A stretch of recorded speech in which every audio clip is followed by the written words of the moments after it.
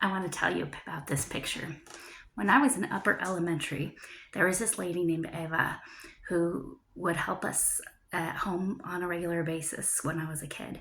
And I loved spending time with her. She was a young adult and she often helped my mom with dishes or laundry, sweeping, mopping, just some of the basic things since my mom was a full-time missionary and ministry and with 3 girls to take care of and trying to keep up with everything.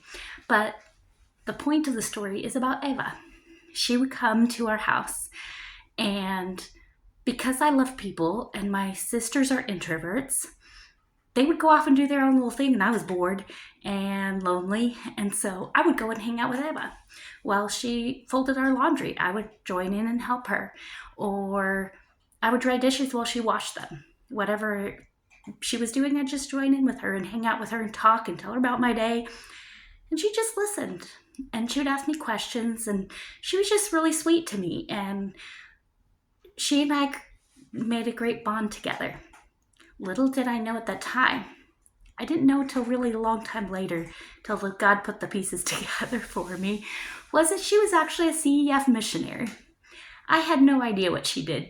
I was just interested in having somebody to listen to me at the time, that I never asked her much about what she did. I knew that my parents said that she would on the weekends go and travel and tell kids about Jesus. And I thought that's pretty cool.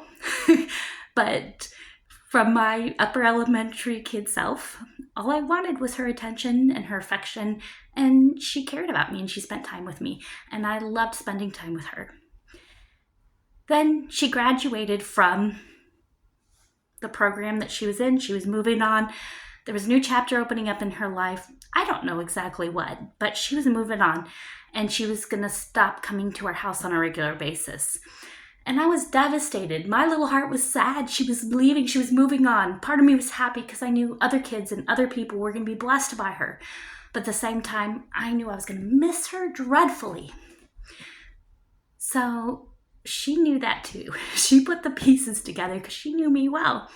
And before she left, when I came home from school one day, there was a letter on my desk. Handwritten letter. Unfortunately, the letter is long gone. I folded it and unfolded it and read it hundreds of times. And with all the moving, who knows what happened to it. But in the background of her letter, she drew a rose that looked like this. I thought it was the most beautiful thing she had ever given me.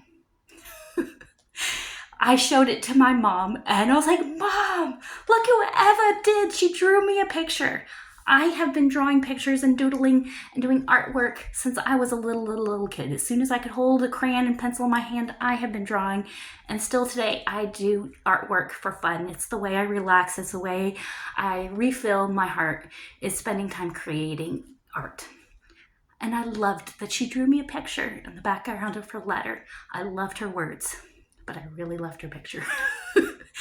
So I was like, Mom, I wish I could draw a rose like that.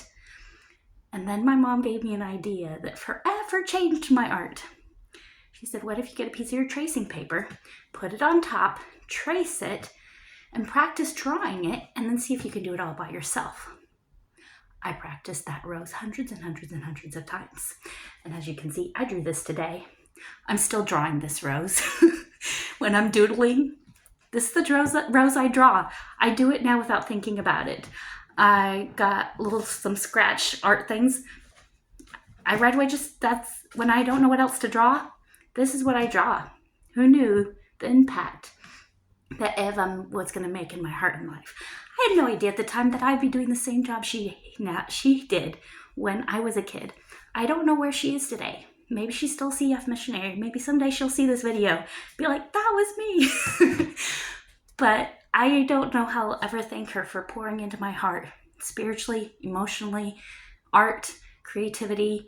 She taught me so many things, and she impacted the heart of a little girl who just needed somebody to spend time with her. So I'm very thankful for Eva, and I'm thankful for each one of you who take some time to spend and pour into the lives of a child. You never know what little thing they're going to hold on to, what little part is going to be carried with them for the rest of their lives.